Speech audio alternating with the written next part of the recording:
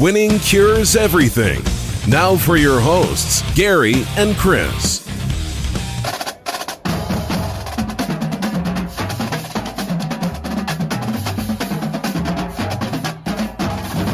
Welcome in, Winning Cures Everything. It is the Sunday, December 5th edition of the show. I'm Gary.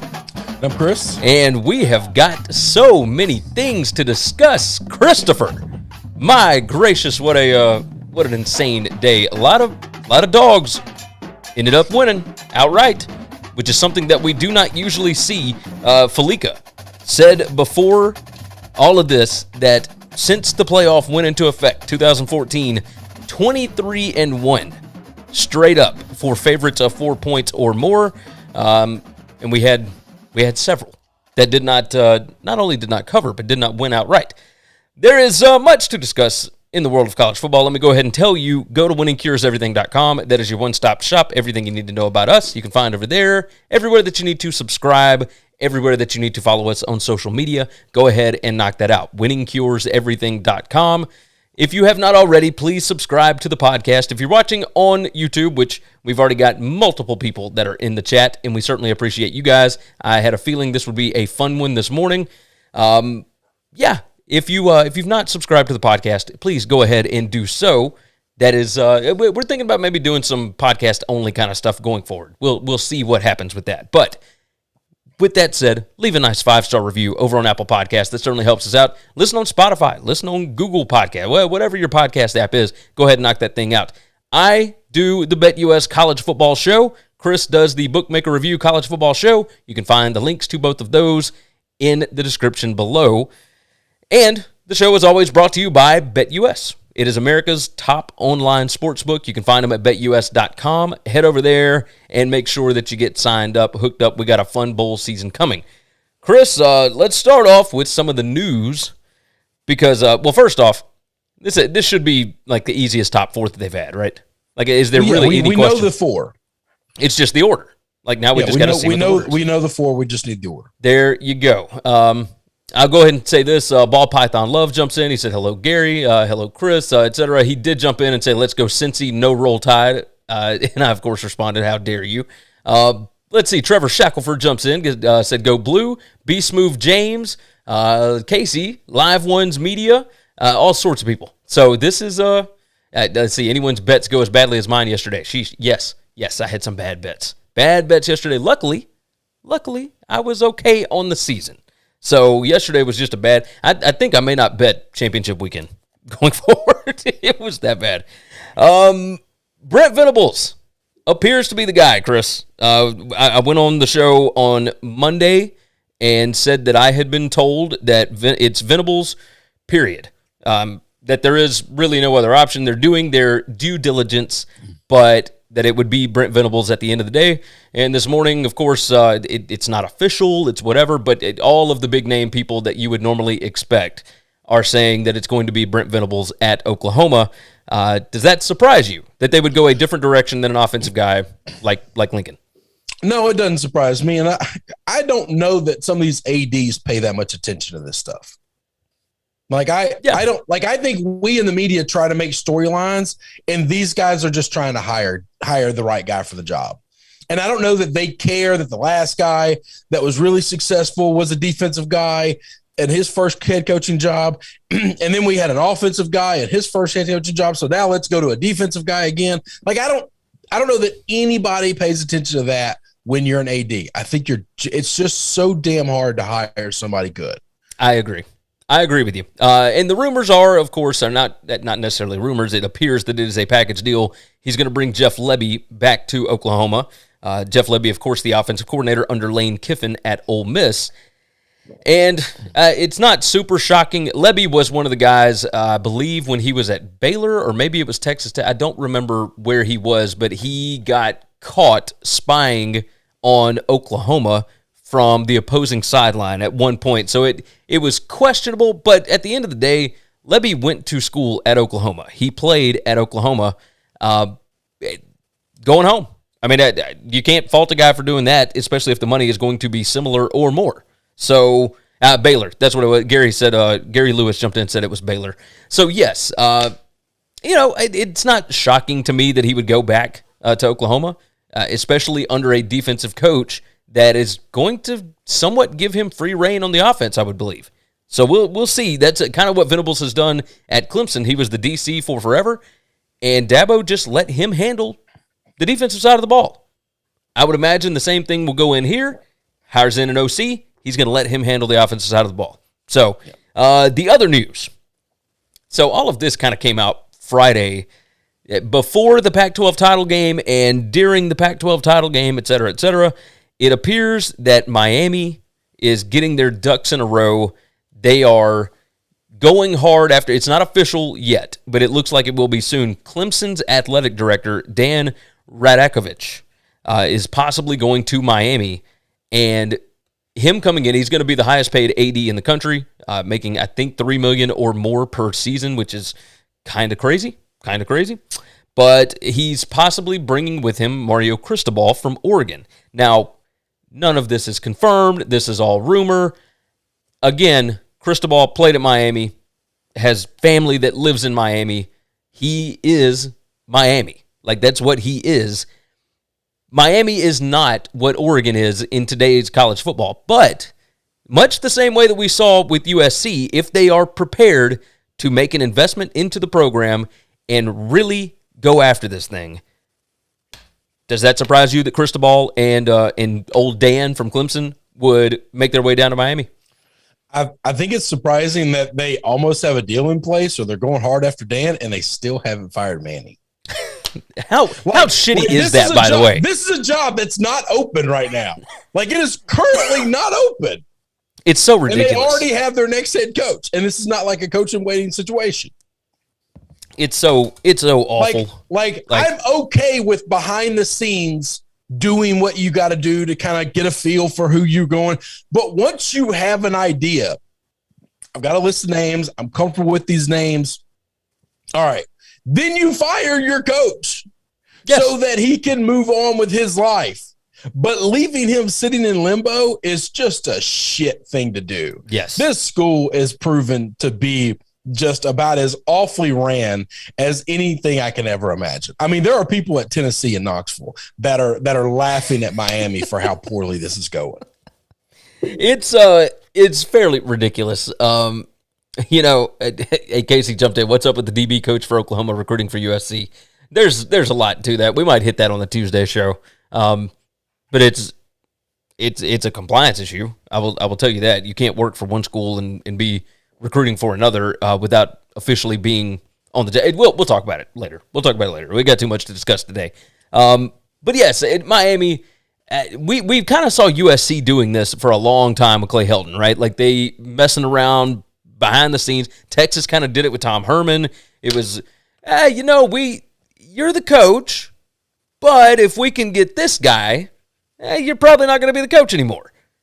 And that's just a shitty way to go through it, right? I'm going to tell you, I'm going to just flat ass tell you that Texas doesn't have a losing season under Herman this year. Yeah. That's I agree with that 100%. Like, to not be able to go 6-6 in the Big 12 is an absolute shame. And they do have a win. There's no excuses for that. They do have a win over a conference champion this year. They beat Louisiana in week 1. Who is in the top 25, might be in the top 20 by the end of this. Eric jumped in and said, that's fine if you get the right OC and let him make decisions. That's talking about Matt Miller jumped in and said, Cristobal isn't a great coach. He's a great recruiter. That is true. And Eric said, that's fine if you get the right OC and let him make decisions. I think Cristobal is going to end up a lot like Ed. I think he has potential to be really good. He also has potential for it to go off the rails in Miami. Yes, 100,000%. You're right. Eric said Oregon insiders don't expect Cristobal to leave, but anything could happen. That's the thing. It would not surprise me if he goes back to Miami if they are willing to put a big investment into the program and prove it. Like, there's got to be a way. If you go out and get Clemson's AD, that's a pretty big investment. You're showing some proof. There's proof of concept there.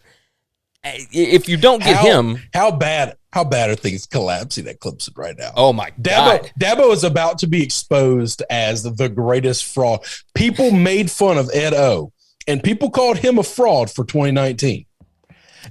the veil is about to come off the face of Dabo and Clemson, because I've told you for a long time. I think you believe this too. I don't know this. I think Venables was the man holding that entire program up. Most certainly the last 2 seasons. But it wasn't just that. I think some of those championship years too.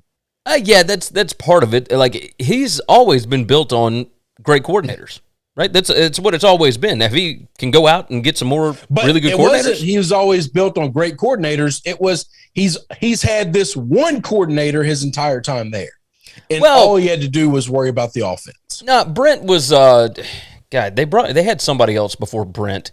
Pulling up the Wikipedia. Not long.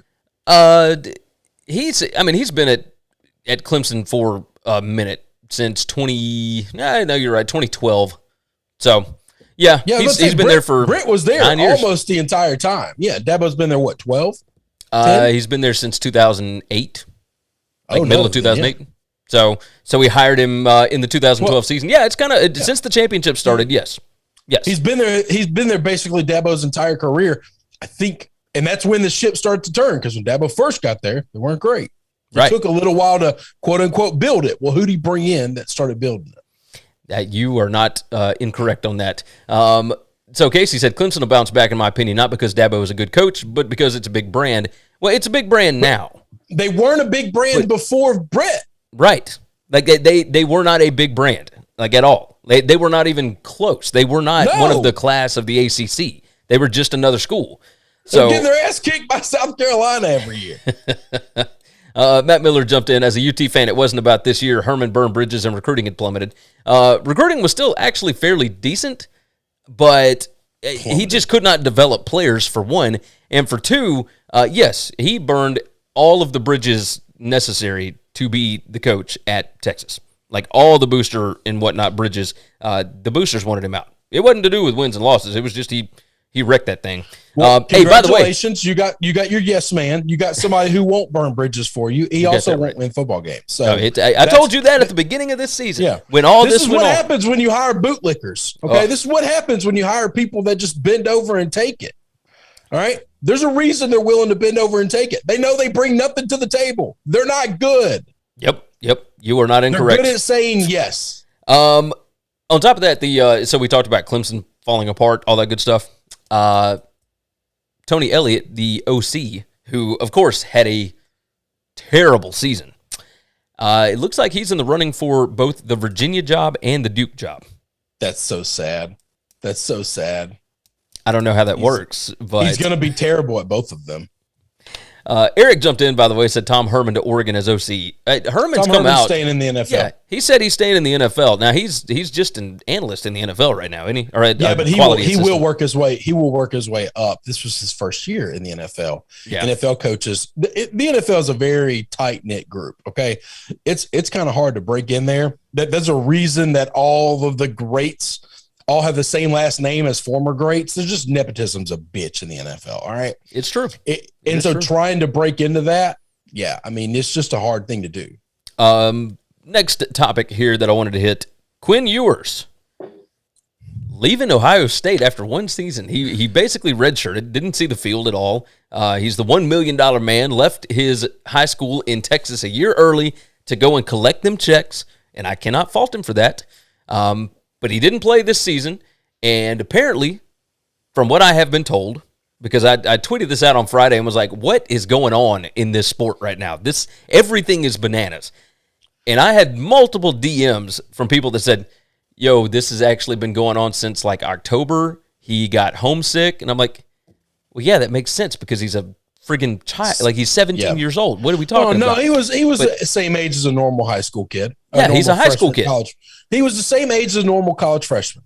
That's it. Right, but that's right. He's 18. That's right. Because he was held back. Yes. He's the exact same age. Which that still happens, by the way. My first freshman year of college, I went away with no friends. I went to a school where I didn't know a soul.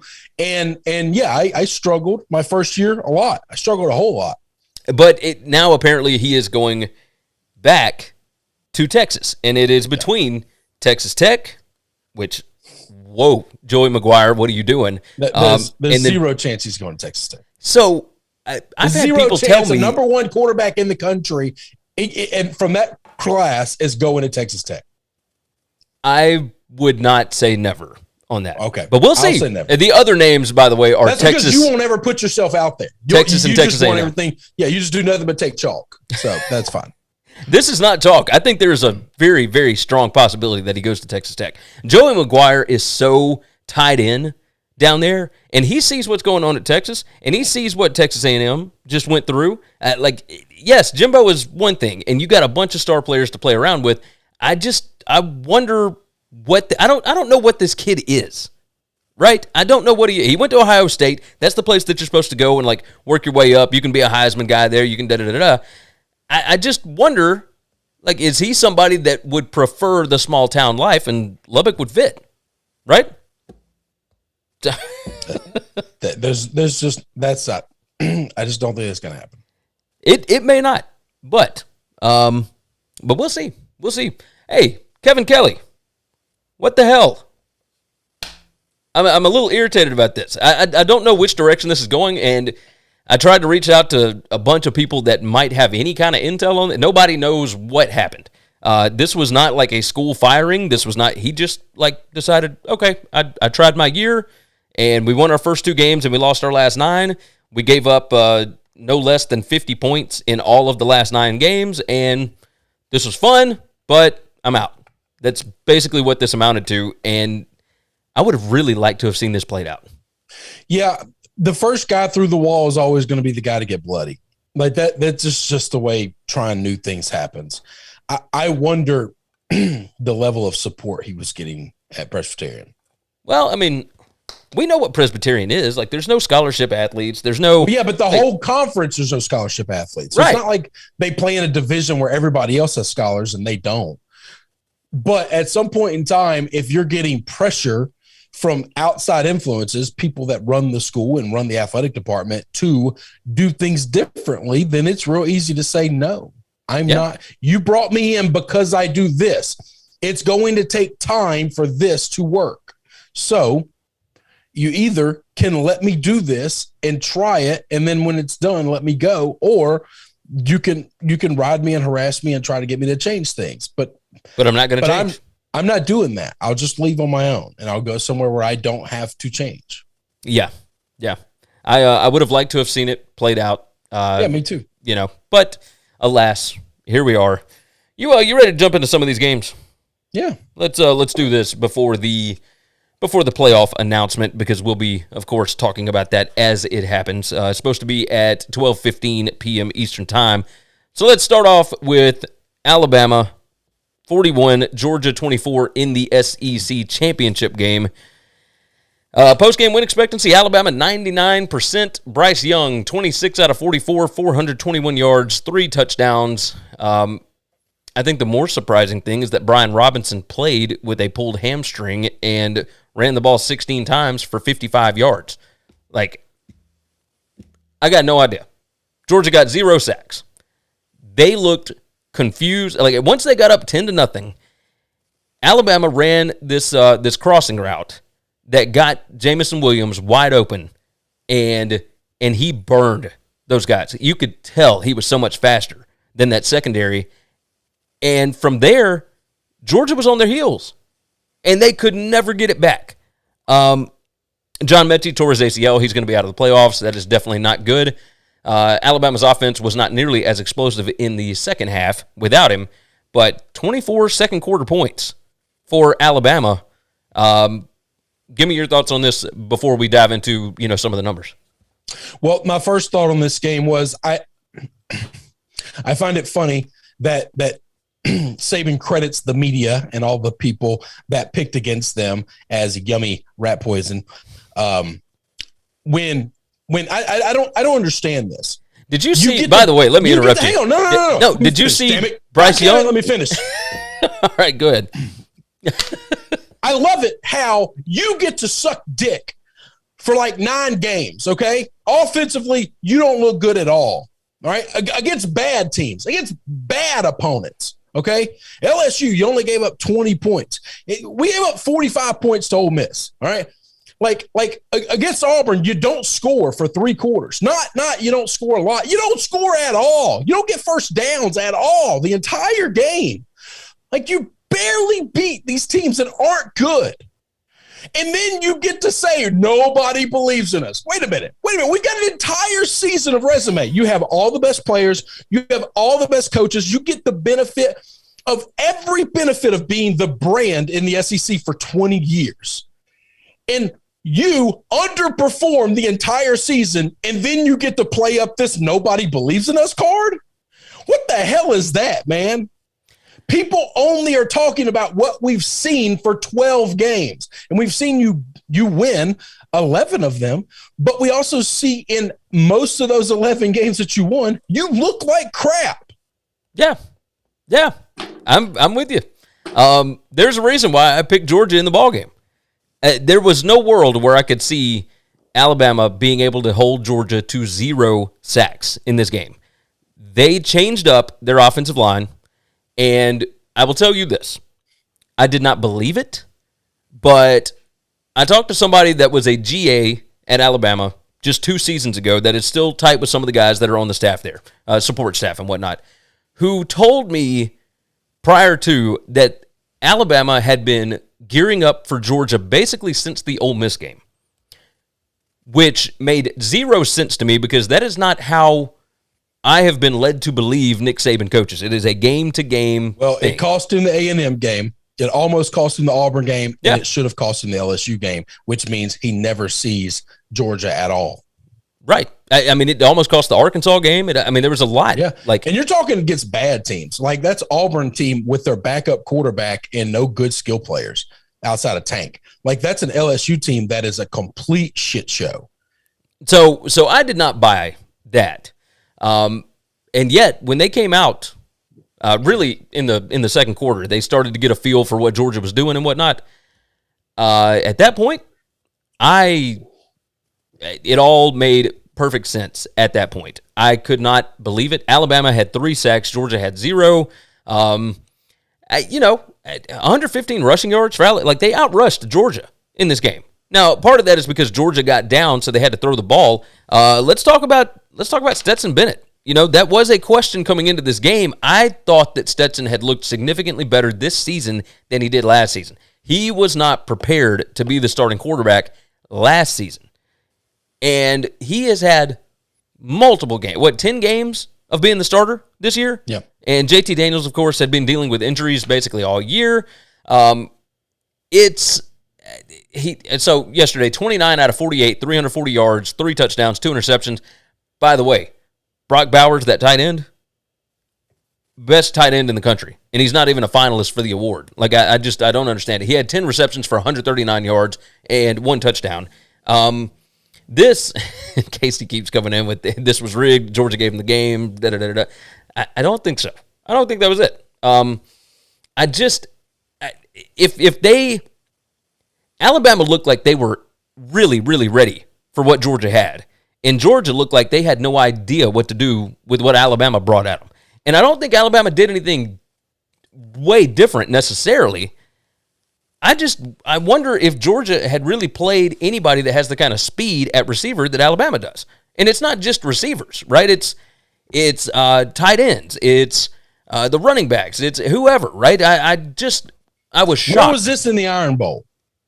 You got me. They couldn't protect Where in the Iron Bowl. was this 2 weeks before that when they played LSU? What do you want me to say? I was with you. But this doesn't make any sense. And all these people saying I'm a hater. Yeah, I don't like Alabama. Yes, I hate on Alabama. You're not answering my question, guys. How do you get to be shitty and then play the victim? Oh, no, that's not a hater. That's not a hater's take. I'm asking a question. How does that make me a hater? Asking a fucking question. What I was telling you beforehand is there's videos at the post-game press conference of Bryce Young when Saban did his whole I would like to thank the media. I saw the videos. So of Everybody course Bryce saw the videos, Gary. Which is exactly right. Like, Saban does not like the media. He's got certain guys that he likes, but this was never I mean, it's not that. Gary Lewis jumped in. Alabama outcoached Georgia by a zillion country miles. Playing from ahead all year hurt Georgia in a pressure situation. Now, we did bring that up a little bit. We are gonna now have to go back and look, and I'm curious to see how Georgia plays in the playoffs. We are going to have to re-examine Georgia's entire resume. And we want to use the word fraud. I've heard people use the word fraud when talking about Edo the last couple of years. I've heard people use the word fraud with Arkansas this year, which I thought was strange. We need to look at this Georgia team and think, if they play anybody in this playoff and get beat, we need to re-examine the entire season. Yeah. Well, I will say this. Everybody thought that Georgia's defense was lights out, whatever. They gave up only 86 points for the entire year. And in this one game, they gave up 41. Like, now, 34 of that is offensive, right? Because Stetson Bennett threw a pick six. Yeah. But regardless, 86 points total scored against Georgia this season, and they gave up 41.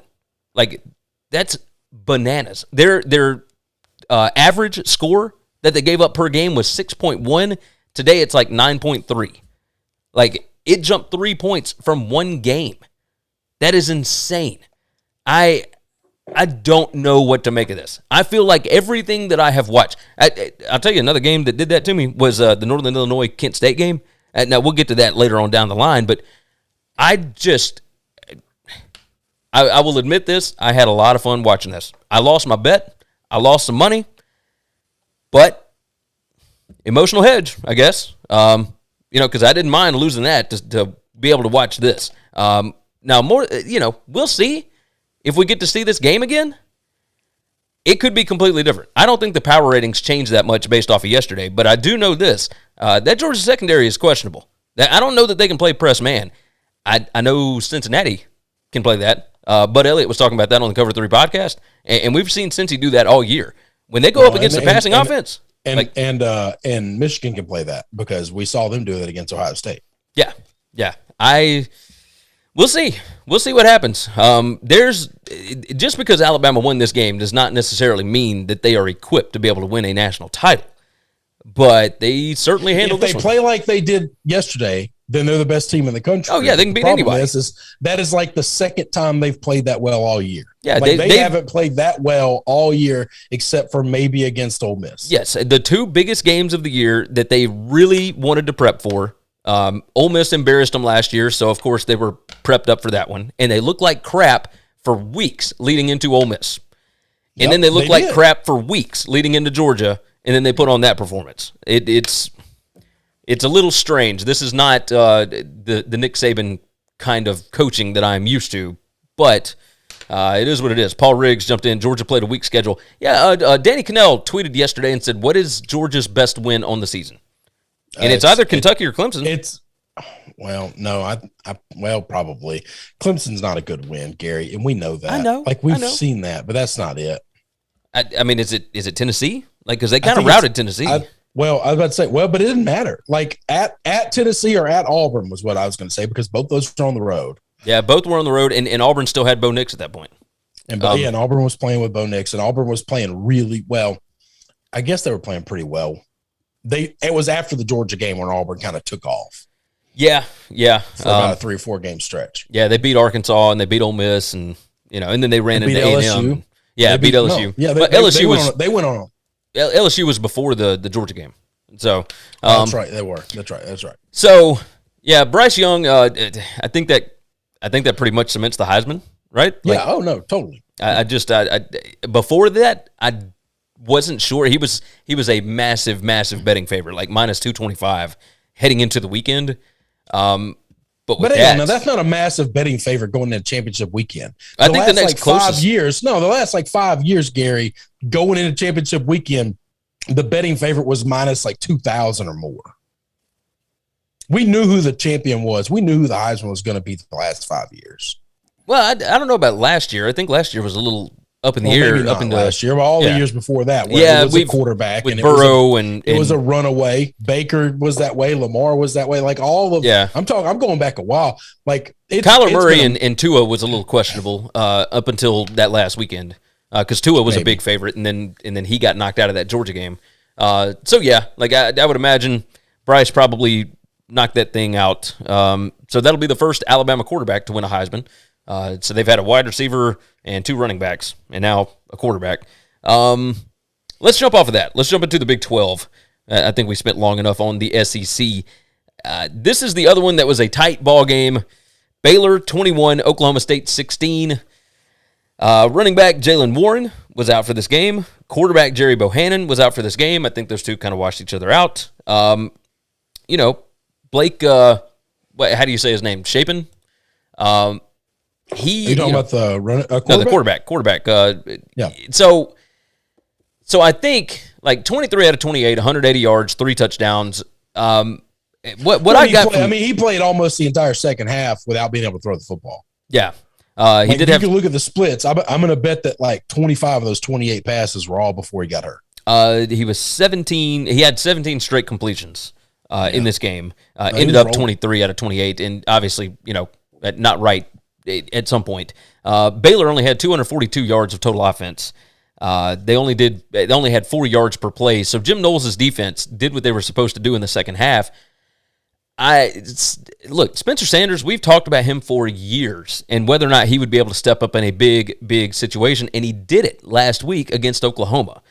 And this week, no touchdowns, 4 interceptions. Oklahoma don't play defense. Agreed. This is Dave Aranda a second time around. I told you this was going to be a bloodbath for Oklahoma State to find a way into the end zone. No, you were right. I didn't get a lot right this weekend, and that's fine. But this game, I knew, I didn't know how Baylor was going to perform. I didn't know that. I knew Oklahoma State wasn't going to score easily. You were dead on. The 3 touchdown drives by Baylor, by the way, 3 plays, 11 yards, 3 plays, 37 yards, 9 plays, 47 yards. All 3 short fields. He trusted his defense to get the ball, to take it away, and they did it. They did it over and over and over again. Yep. When they weren't taking the ball away, they were laying the lumber. This is the best defensive performance we saw all weekend. Really, by both teams. To be honest, what Michigan did was impressive, but they were playing an offense that just isn't good at football at all. Agreed. Like I think Michigan's really good. This is not a takeaway on them. Holding Iowa to 3. Not super surprising. That's more about you not letting them score a defensive touchdown, because they didn't score offensive touchdowns a lot this year. No, you're 100% right. I mean, Wisconsin held them to 7 points. So Oklahoma State had 2 field goals from the 6-yard line, 1 from the 3. They were stopped at the 1-inch line. There were 2 fourth quarter defensive stands inside the 10-yard line for Baylor. Jim Knowles in that defense held Baylor scoreless in the second half. But they were one-dimensional. We talked incredibly about one-dimensional. Yes. They couldn't throw the football. Their quarterback was – I found it strange that they would rather be their second-string quarterback who can't throw over a third-string quarterback that at least gives you a chance to throw the football. Now, I don't know. I'm not going to pretend to know anything about the third-string quarterback. He could literally just be a walk-on dude that's just not a quarterback. I mean, that could be an emergency situation only. But – up against Jim Knowles, up against this Oklahoma State defense, if you go one-dimensional, you have no chance. Yeah. No, you're 100% right. This wasn't super surprising, I don't guess, because Gary Lewis jumped in, good Sanders, bad Sanders. Yeah, that's 100% what it is. 100% what it is. Yeah, but if you look at all the times he was really good this year, they were against teams that just play trash defense. Yes. And anytime he played a team, like this is not he's a Dr. Jekyll and Mr. Hyde thing. This is if he plays somebody that doesn't press him, he can pick you apart, and he's got wheels good enough to make some moves with his legs.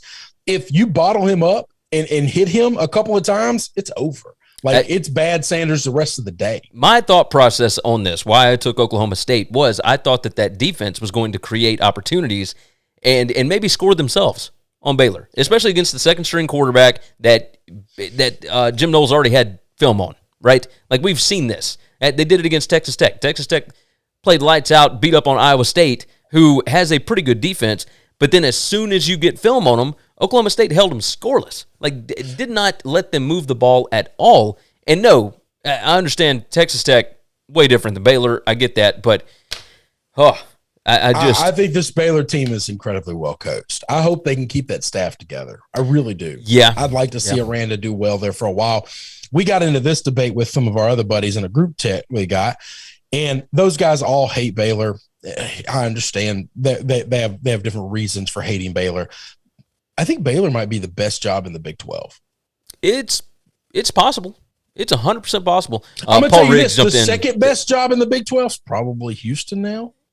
I mean, Cincy might have something to say about that. BYU is pretty good. They're talking about where they are as a program, okay? Because if Luke Fickell left Cincinnati, I don't know that Cincinnati stays what they are. I think they're good. I don't think they fall to the abyss. But I think that is a product of they've hired really well and they've done a good job, but that's a Luke Fickell thing. I think Houston's great no matter who's the head coach because of the city, the resources, the recruiting talent around them.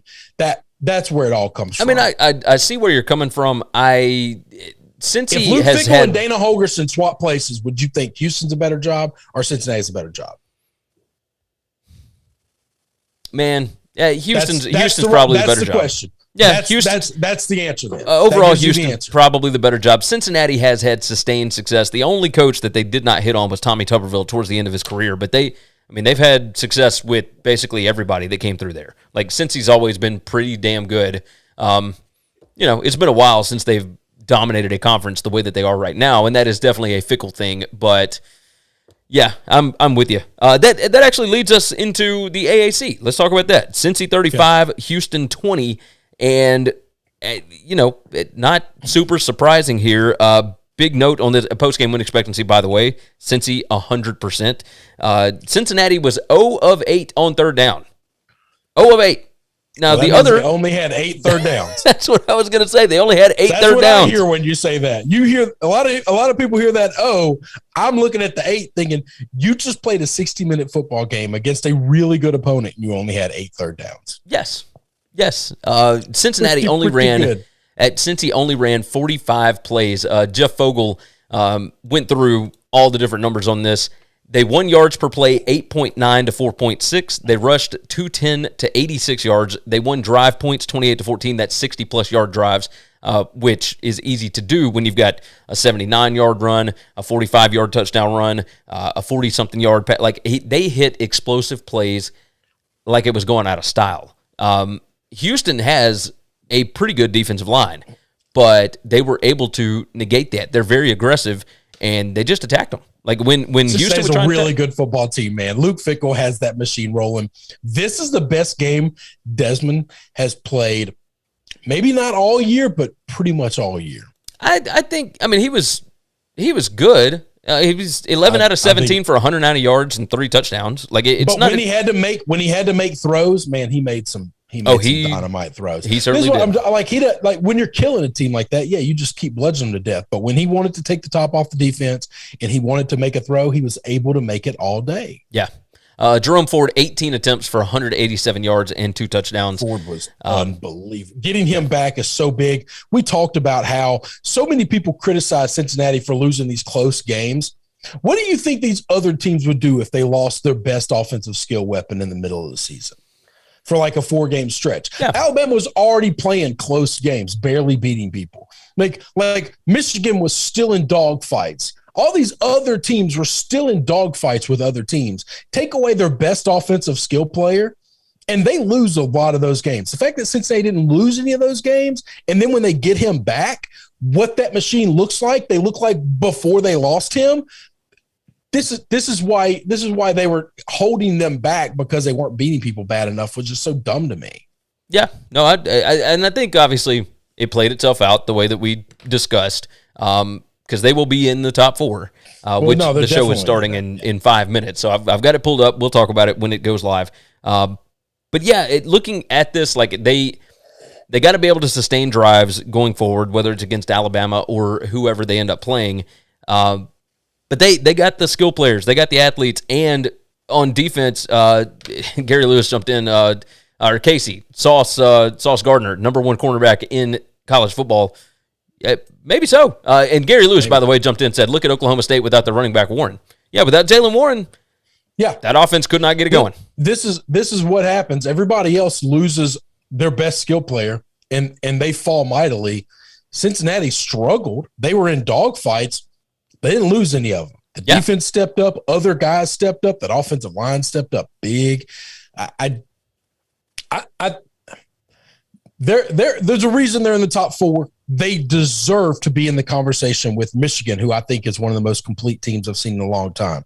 Wham with Alabama and Georgia, who we all have watched and seen and believe are complete football teams. Like, they deserve to be in this. This is not, the little guy's finally getting a chance. No one's giving them a chance. They have earned this. They've taken it. They've ripped it away from people who don't want to give it to them. Cincinnati, by the way, only ran 45 plays to 73 for Houston.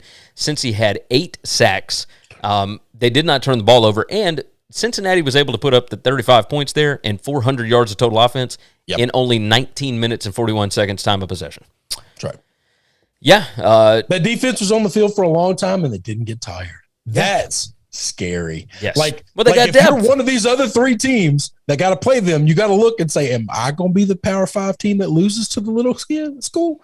Because that defense beat on the field. The reason I liked Houston in this game was simply I thought the back door was left open 10.5 and ended up closing at like 11.5. I thought the back door is going to be open for this cover. And it was.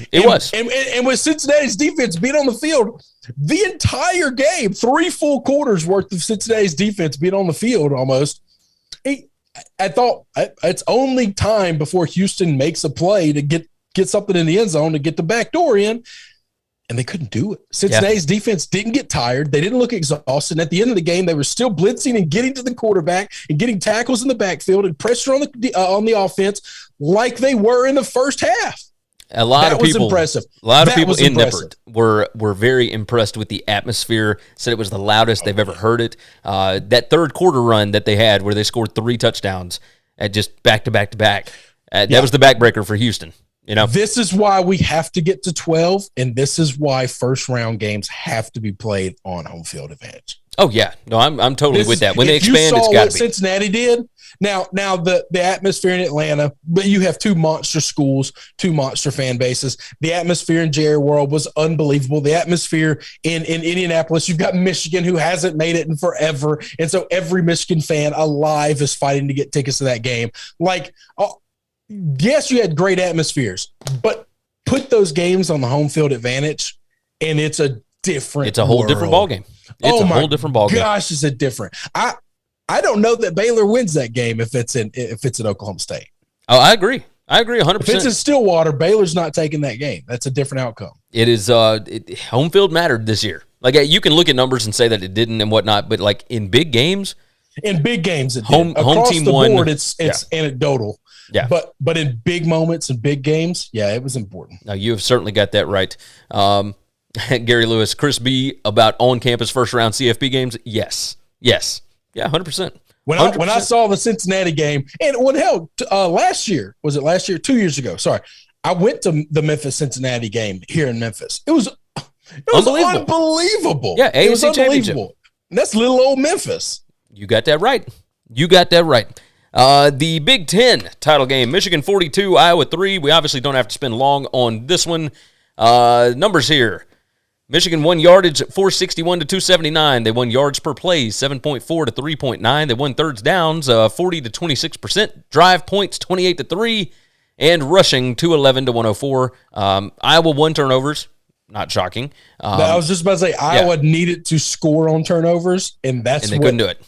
That's what Michigan did that was best, which is when they turned the ball over, which we all knew they would, you got to tackle those guys. You can't let them score because their offense ain't beating you. Yes. And they did it. Now, you're 100% right. Because this game was tight for a while. It was 14 to 3. It was 14 to 3 at the half, and then it was only 21 to 3 at the end of the third quarter. Going into the fourth quarter, it was tight. Yeah, it was as tight as 21 to 3 can be. But this was exactly what we said it was. Ugly. Right? We said, I don't remember if you agreed with me or not, but this was Iowa is a poor man's Michigan.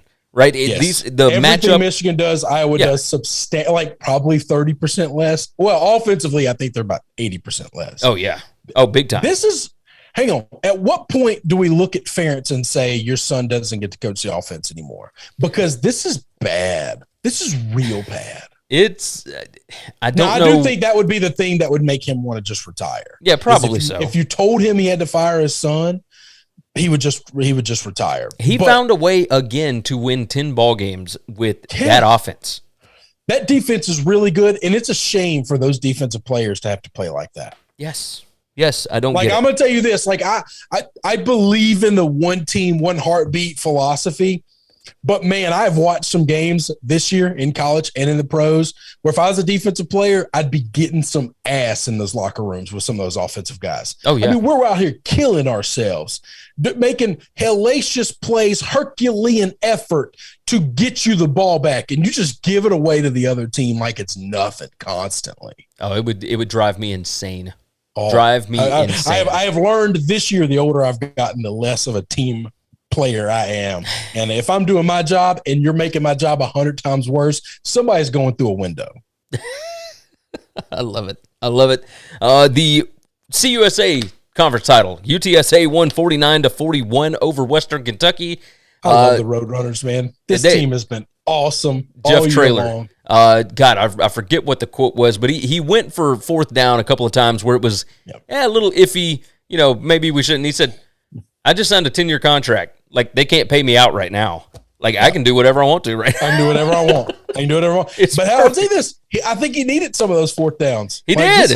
This was a tight game. This is a close game. It's a good game. It was. I was real happy for the Roadrunners to pull this out. Finish this season strong. UTSA closed as a 3.5-point dog. They opened as a 1.5-point favorite. They won rushing yards 304 to -9. Now, Western Kentucky doesn't even try. And rushing college football still just won't fix your stats. Those are all sacks because you don't run the football ever. Yeah, they ran the ball. Let's see, a total of 16 times for -9 yards. 2 of them were sacks that cost them 35 yards. Whittington, that kills you. Yeah. Oh, absolutely. Bailey because Zapp, that's taking off a running game. 7 attempts for 5 total yards for him. The running back, 4 attempts for 15 yards. But Bailey Zapp, man, he threw this thing 36 out of 59, 577 yards, 4 touchdowns, 2 picks. They were down 28-13 at the half, and then came out 2 just idiotic plays that led them to a 42-13 hole, and then they started coming back. And it got tight. It got real tight. But at some point in time, you're playing against the clock, right? Like, this is what everyone said in that Patriots-Falcons game, like the coaching disaster that was, because you're not even playing against an opponent now. Like, you're just playing against time. And if you can't manage that well enough, you don't deserve to be coaching. Yeah. No, you're not wrong. Gary Lewis said, trivia, star Utah tailback was buried on Cincinnati running back depth chart around 2018. I don't know which one that is. I will tell you this, Cincinnati's star running back, Jerome Ford, was buried on Alabama's depth chart for a long time. Like, he just got to get the opportunity. Like, you don't know which one of these guys is going to end up, This is why if you're a 5-star guy and you're going to play behind 4 or 5 other 5-star guys in front of you, stop doing that. Yeah. Go somewhere where you can play, even if it's a small school. Winning a ring and never touching the field has got to be a sad, sad life. Yes. Paul Riggs jumped in. Chris, in my 68 years, this is the first time hearing what you said. First man through the wall gets bloody. I will use it. That's a good saying. That's not a quote from me. That's a quote actually from Billy Beane.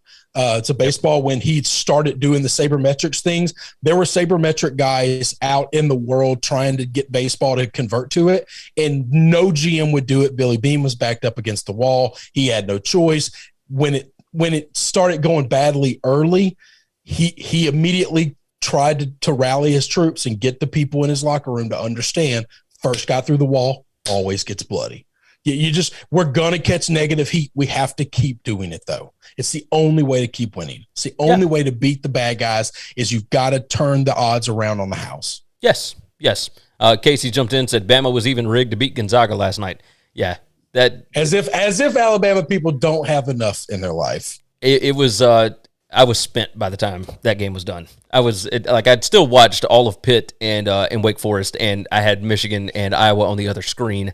But yeah, it was a good day to be an Alabama fan. The Sun Belt Conference Championship game. Billy Napier goes out a winner. Not bad. 24-16 over App State is Louisiana, the new champion. The post-game win expectancy was only 52%. Not super surprising that this was a tight game. Louisiana plays a lot of tight games, but right. As I said on the Bet US show, and as I have said multiple times, Louisiana plays up or down to the level of competition. They do it every weekend. Like it's insane. So tough. Like I think I might have lost more money on Louisiana this year than ever any one single team ever. Is I could not figure them out. I mean, this is one of those where every time I call heads, it lands on tails. If I switch it up, they lands on heads. It didn't matter. This team, they modeled this year of inconsistency. Like, it's just weird. It was. And they won their championship. They played their best football against the best teams. And then they played like crap and just struggled to get by against Arkansas State, who only had one win. Teams. Like Louisiana Monroe, they did this over and over. But I've seen it for 2 years with this team. Like, I know what they do. This is very much, you know what it reminds me of? And Can Napier bring that to Florida? Well, that's what I was going to say. Really need that same attitude in Florida. That's what I was going to say. I don't think Florida fans will appreciate this, but this is very much what Jim McElwain used to do, right? Yeah. Jim McElwain won 3 SEC titles or went to 3 SEC championships in a row and got fired. Yeah, because he messed around with teams that he shouldn't mess around. Bad enough. Yeah. He dicked around with bad teams, and they won those games, a lot of them. That's how you get to SEC championship games, but they don't cover. They don't win big. They don't get a lot of publicity because you're in tight games with bad football teams. Yes. So they were 2.5-point dogs at closing. They upset App State 24-16. They won yardage 398 to 290. They won yards per play. It was a fun game. It was. I had it on one of the screens. It was a good game. It was a well-coached game on both sides, and it was tight. It was a tight ball game. I was watching all eyes on the Big 12 game, but I had it on. I was looking over a lot. It was a good game. No, it certainly was. Exactly what I thought. I think those two teams, with the coaching staffs and the players that they have this season, those two teams might mirror each other more than any conference rival I've seen in a long time. Yes. I think they're put together very much alike. That Louisiana defense, they shut down Chase Bryce. They did not get the turnovers that you would maybe somewhat expect out of Chase Bryce, but held him to 12 out of 30 passing for 119 yards and only 1 touchdown. Yeah, I was about to say, not a lot of points and not a lot of yards, not a lot of first downs. I mean, it was a fight for App. You got that right. Speaking of a game that was not a fight, Utah 38, Oregon 10 in the Pac-12 title, which, by the way, was phenomenal in Las Vegas. Had over 55,000 people there. It wasn't full by any stretch of the imagination, but it's way better than when Utah played against Washington and Santa Clara in front of like 10,000 people, and that's what they said. Like, it may have been a few thousand people there. Like, nobody in Santa Clara, California gives hundreds of people were at them in San Francisco. Yes. And now most of those people aren't sports fans. Most of those people were corporate folks that got tickets because the sponsorships just had to give away tickets to put butts in the seats. Utah showed out in this one. Yeah. They won the 2 games combined against Oregon this year, 76-17. The point spread was 3 in both of those games. I mean, this is just unbelievable. How did this Oregon team beat Ohio State? So that's a question I've got. My bigger question, we're going back to the very start of the show, okay? Why is everybody so in love with Mario? I'm not saying Mario is a trash coach. I think Mario is a really good coach. Why is he a guy that you would break the bank and mortgage the future for? He is a big-time recruiter, so that's the biggest thing is he can get players. Now, this year, obviously, they had a ton of injuries. It is tough to gauge exactly what Oregon was, but But what about last year? I mean, last year before that. Well, last year they went 3-2 and they won the Pac-12 with the win over USC. They won the Pac-12 the year before that. I guess last year's a COVID year. I'm not going to blame that. I'm not going to. Yeah, the year before that they won the Pac-12 and then won the Rose Bowl. I understand that, but they weren't impressive. No. I mean, that's like the worst. That 2019 year was the worst Pac-12 season we may have ever seen. Oh, that's Gary Lewis jumped in. Oregon had Verdell against Ohio State. That does play a lot into it. Gary Lewis said Mario's a recruiter. That's the biggest thing. And it is. It absolutely is. Okay. Well, Ed was a recruiter as well. And that's always fun for a little bit. But at some point in time, I've told you this. your head coach has to be able to get you out of problems. Yes. He has to be able to solve problems, or else he's just standing on the sidelines, cheerleading. That's all he's doing. Yes. Once the game kicks off and recruiting is over and the season starts, the most important time of the year where the games are actually being played, I need my head coach to do something.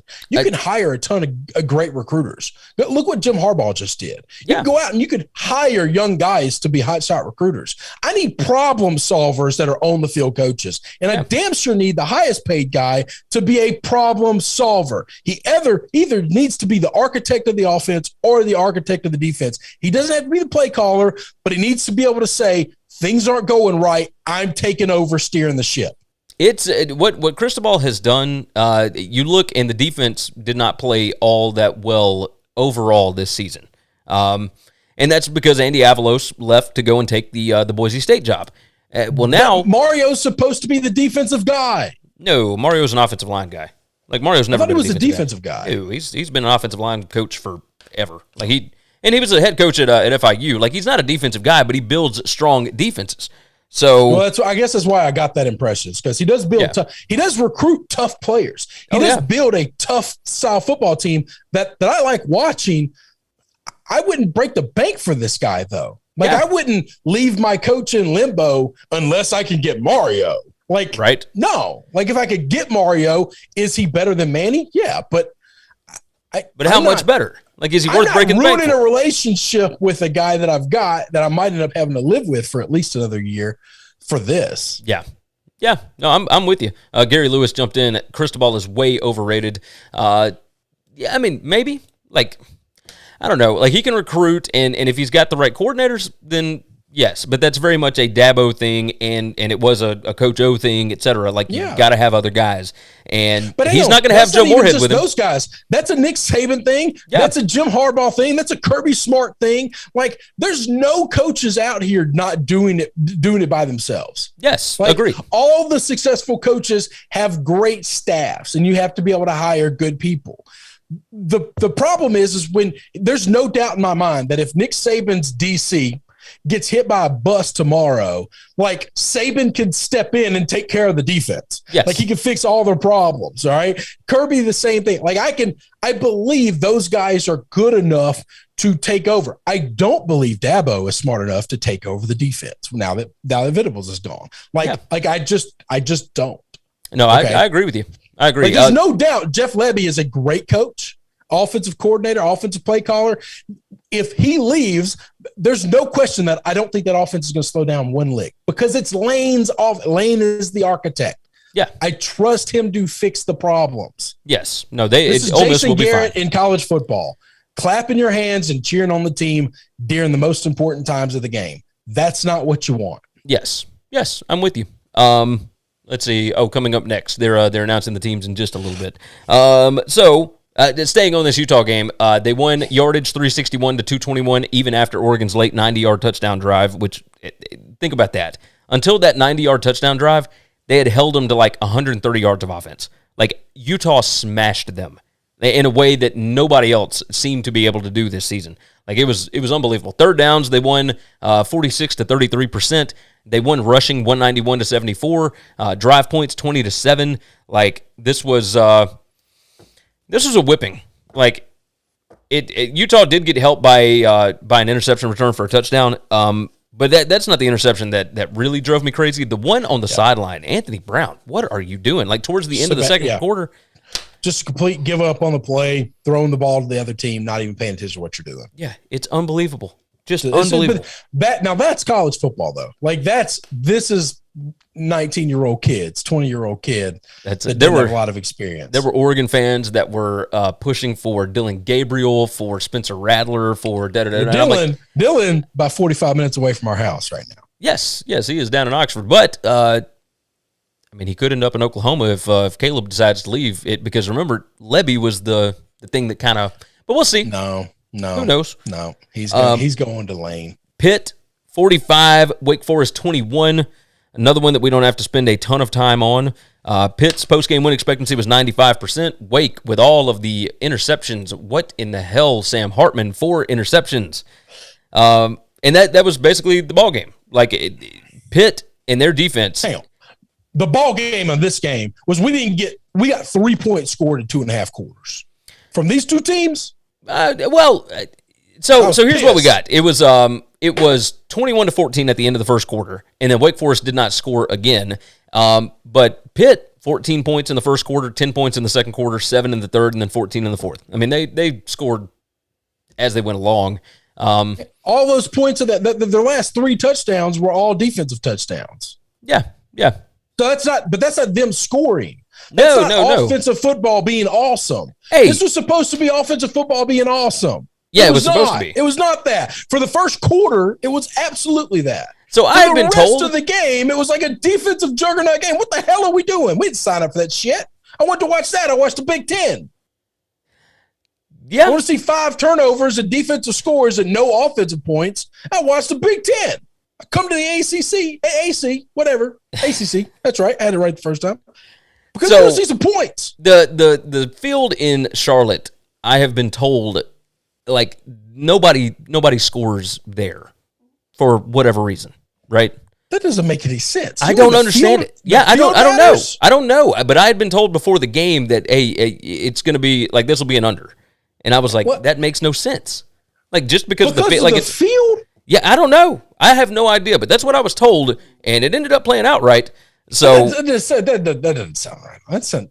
I need to hear some logic. I need to see some science. Like, I need more information than somebody just saying, "Oh, well, people don't score in Charlotte." Like, it's like a black hole. It's like a sinkhole that just doesn't happen. Like, that doesn't make any sense. I mean, so one thing that I was told is that the wind blows, like, it makes it incredibly difficult to throw the football. But that's just weird. Gary Lewis, by the way, jumped in and said Narduzzi is Big Ten.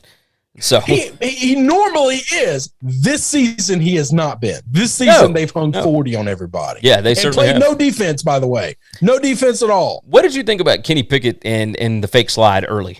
Okay, so it looks really cool and it's a great trick, but I'm going to tell you that can't be allowed. Just like that has to be I'm not saying it should be a penalty, but as soon as you look like you're giving yourself up, if we're going to protect the quarterbacks the way we have this for the last 5-6 years, as soon as you look like you're giving yourself up, you've given yourself up and you're down right there. Yes, you cannot fake that because it's not fair to the defense. Like, it does look cool, but if a defensive player says you tricked me once and the next time I just plow into you, then because I'm going to tell you, like, let me go back to another Patriot Super Bowl.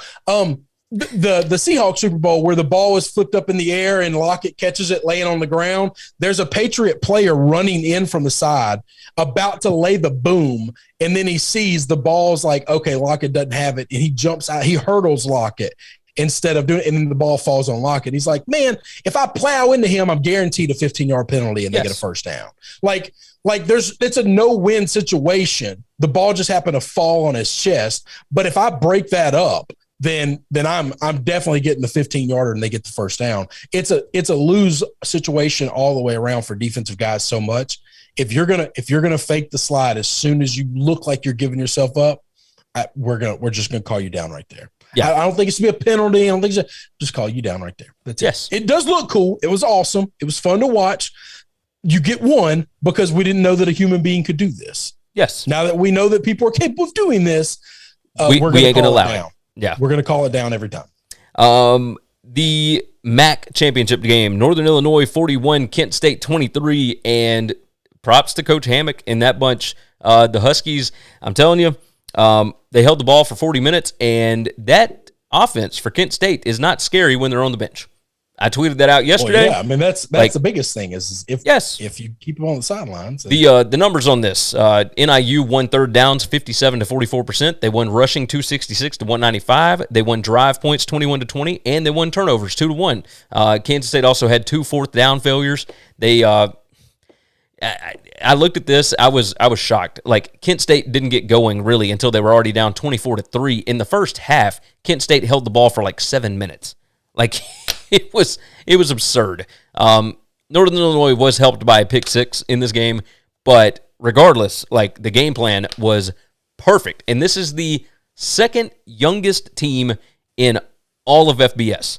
Like, they got a ton of first and second year guys that you did not expect a lot from, right? The recruiting rankings did not exactly hit these dudes, so that's the way that goes. And finally, we'll close with this because they're about to do the top 6 here.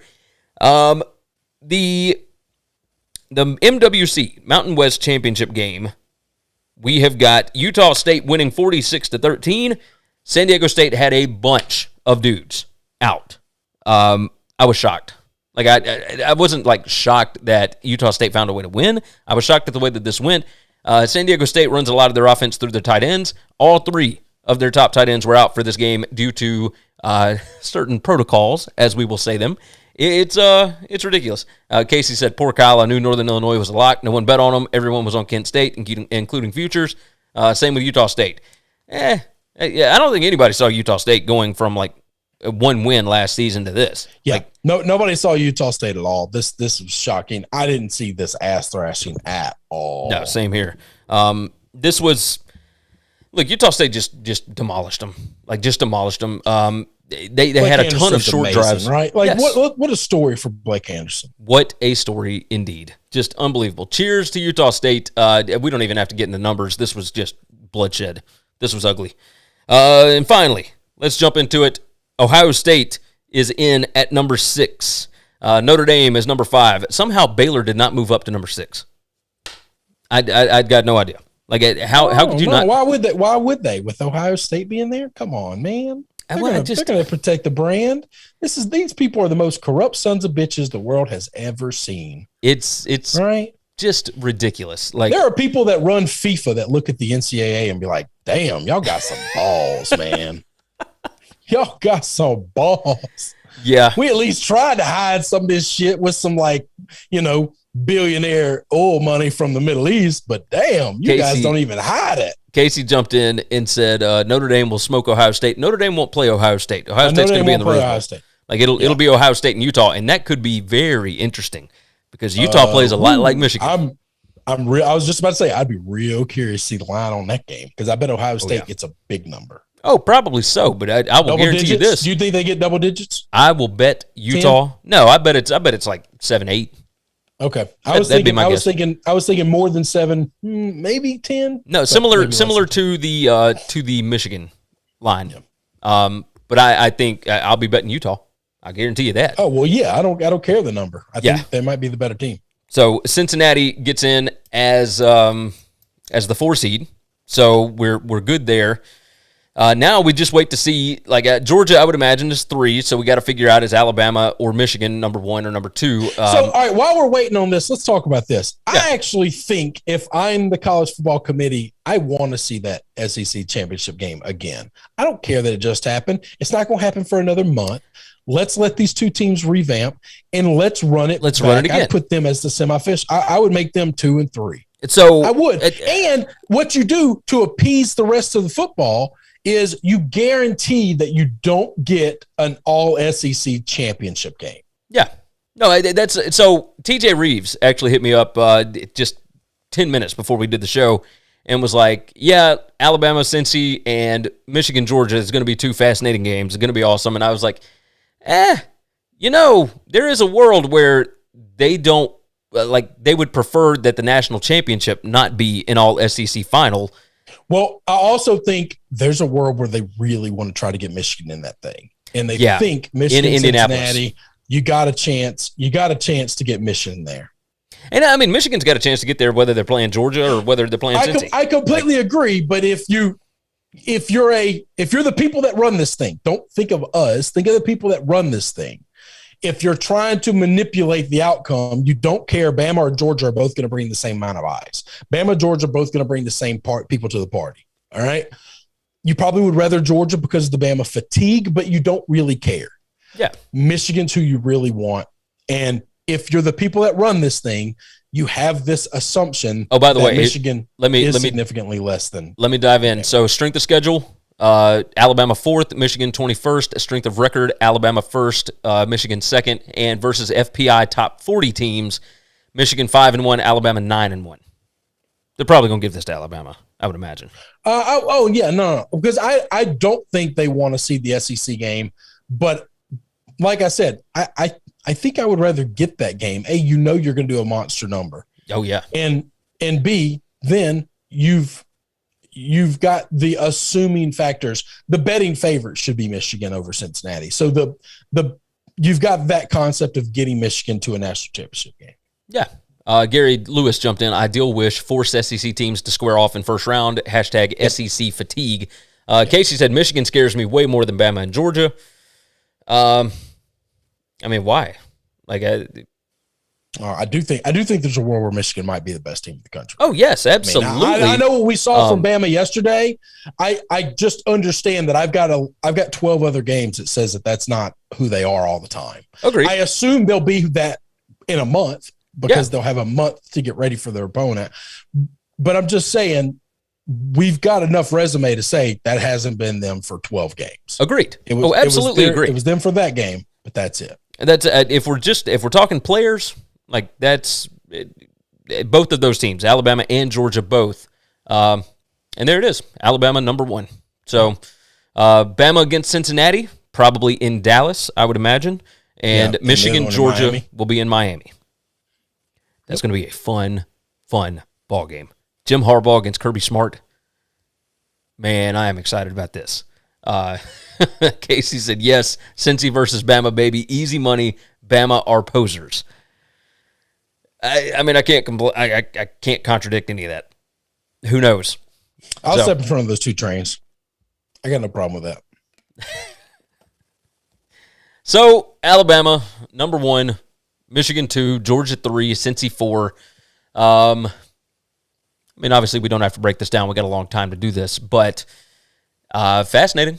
Like Alabama against the first G5. To me. I mean, this is the most predictable playoff we've had in a long time after this week.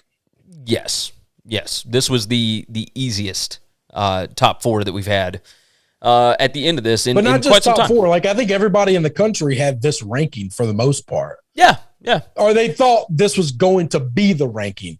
I don't know that they had this ranking if they were honest with themselves. Yeah. But like if we're looking pure, so here's the thing. They did just announce, by the way, that Bama Cincy is Dallas and Michigan Georgia is in the Orange Bowl. Right. They just announced. So here's like if you're looking pure resume, like best loss is Georgia, but they didn't win their conference championship. So if conference championships has to matter, then Georgia has to be 4th.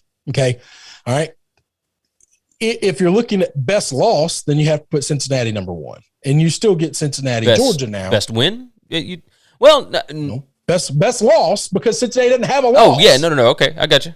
All right. Now, if you're looking at best win outside of Bama and Georgia, Bama probably has the worst loss of them all. Not probably. Bama does have the worst loss of them all. Like it's not even close.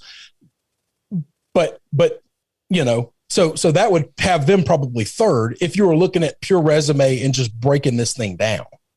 So Cincinnati Georgia doesn't have a good win on the season at all. No, Georgia, but like they've got 2 top 25 wins, but I don't think they've got a single top 20 win. Alabama's got 2 top 10 wins, one of them top 5, and that Ole Miss is number 7. They were 8. They were 8. I would imagine they'll move up over Oklahoma State, but we'll see. I would guess so too.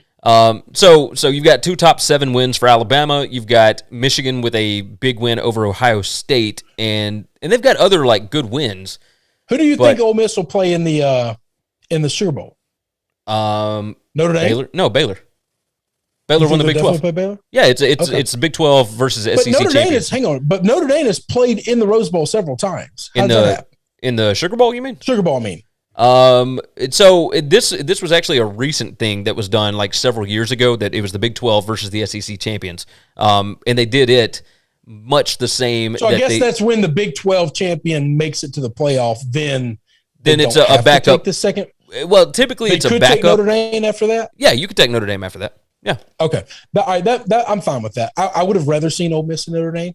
But yeah, I'll agree. I'm okay with that. But it'll be Ole Miss against Baylor. So Lane Kiffin against Dave Aranda. That could be a really interesting matchup. Aside from that, I mean, like the Orange Bowl, like not the Miami playoff game, but the actual Orange Bowl that will be played after that, I think. That will be Pitt against probably Notre Dame. Oh, I don't want to see that. Notre Dame's going to destroy Pitt. So that's more than likely what that one will be. The Peach Bowl sucks. I don't even know what the Peach Bowl might be. We got to get rid of tie-ins, and we just got to let these bowls, like, everybody gets an order. Okay, you get first pick, you get second pick, you get third pick, and you just draft 2 teams. Just build matchups. This is what we got to get to. We got to get rid of this tie-in bullshit. So, you figure Oklahoma State gets into one of these New Year's Six games? I would imagine they do. Probably, because the people who run this need the Big 12 to still be seen as the Power 5 Big 12. So if you got Oklahoma State playing in the if you've got them, yeah, you get Oklahoma State in the Peach Bowl, then you put them up against, I don't know, Michigan State? I mean, that would work, I guess. It's not a super sexy matchup, but the only other one might be BYU, but because there's no conference affiliation, I would imagine you'll probably just get Michigan State there. So, and Michigan State's ranked above BYU anyway, and I don't think that they're going to drop Oklahoma State super far.